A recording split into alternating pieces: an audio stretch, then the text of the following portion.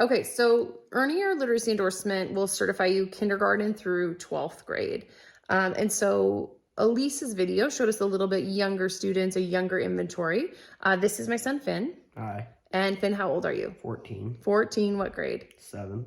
7th grade. So he's just turning 14, 7th grade. And we're going to show you a little bit of an older, what an approach would look like an older interest survey, excuse me. You'll see a picture of an image of this on the slide. What I want you to notice is the categories on the inventory actually match the same categories as our text. So when you see areas of strength or areas of need, those are color coded to then match the categories in the book where you can see strategies and ideas and remediations for your students. So how did it feel to fill out a survey like this? It was easy. Easy, right? Yeah. Have you done a survey like this before? Yeah. Yeah. Do you remember where you did it or when you did it? No. Yeah. So when I started teaching, I had kindergarten in the morning, and then I would do half day 8th grade reading. And so my 8th graders, it was a really great way for me to kind of get to know a lot of kids in a short amount of time, because when the classes are switching that often, it can be a lot of kids. And it's hard to get to know them on this level. So Finley, when you look at your categories, is there a category that stuck out as kind of like a strength, or one that you would say kind of really matched your learning? The vocabulary. Tell me about the vocabulary. So one of them is I'm curious about words and what they mean. Okay. And what did you mark that as? Sometimes. Sometimes? Mm-hmm. Okay. And then another one is when I find words or phrases that are new, I try to figure out what they mean. Okay. That's a skill of a really strong reader, right? If you come to something you don't know, you try to figure out what it means. Do you have any strategies that help you do that?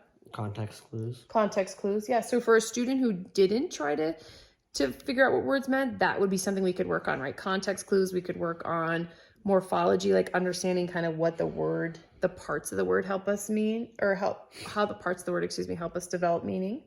What else in there? I can often figure out what words and phrases mean. How'd you mark that one? Yes and always. So you feel like you can do that, yeah. Yeah. When you think about yourself as a reader, do you think you're a strong reader? Do you think you're a developing reader? I think I'm a strong reader. And what makes you feel that way?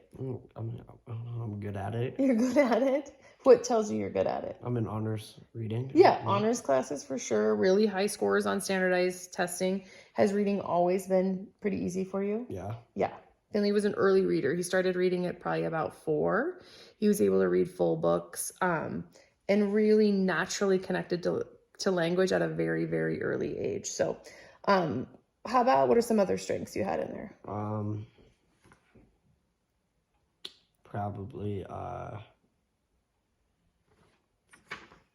print work. Print work? Yeah.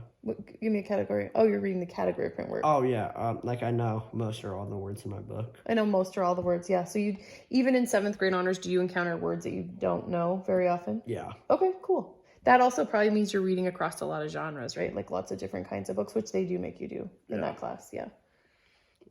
If I come to a word that's hard to read, I can often figure it out. Okay. So kind of that same idea again about vocabulary. Yeah. Good. Okay, when you look at, are there any areas that you would say are goals that would be good for you? So part of this class is helping students or future teachers understand kind of where students have strengths and then also where students have needs. And sometimes kids can tell us, like, I know this about myself as a reader. So what would you say would be like a goal or a need? And you can just read the sentence that's associated with it. Probably engagement. Ooh, tell me what does it say? Like, I have an easy time getting settled to read. Yeah, do you not have that? I mean, I can do it, but I just get bored. Sure.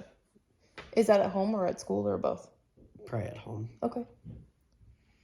I can read entire times without distraction. You get distracted easy? Yeah. What distracts you? I don't know. Just wanted to go outside or something. Yeah, going outside and shooting. Maybe a phones. I can easily find books, that I love and are a good fit. I put that yes and always because. Okay. You can always find that? Yeah. Yeah. And then I love to read. Just kinda. Kinda. Did you used to love to read? Mm-hmm. I think so. Do you love to read now? I mean, it's not my favorite thing. I'll do it. Okay. Yeah, you kind of, would you say you're a compliant reader? Yeah. Which means you'll do it because you're asked to. Mm-hmm. But if given the choice of like free time, what would you choose to do? Shoot. Yeah, go shoot baskets, do something like that. Yeah. Yeah. Okay, that's real. That's what happens sometimes at your age. Mm-hmm. So if you were setting a goal, it might be about, I think did you say engagement? Yeah, read more. Getting more into more books. Yeah. Mm-hmm. Do you think maybe a good goal is also like different kinds of books, or do you feel like you do that? I mean, I don't know. I kind of feel like I stick to two main genres, but I like them. What two genres do you like? Probably like historical fiction and sports. Historical, I would agree. Historical fiction and sports.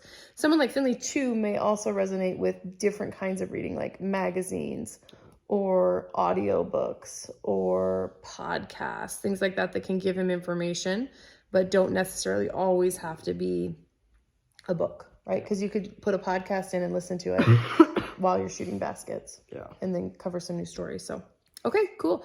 Two totally different examples. Hope you learned something. Thank you. Mm-hmm.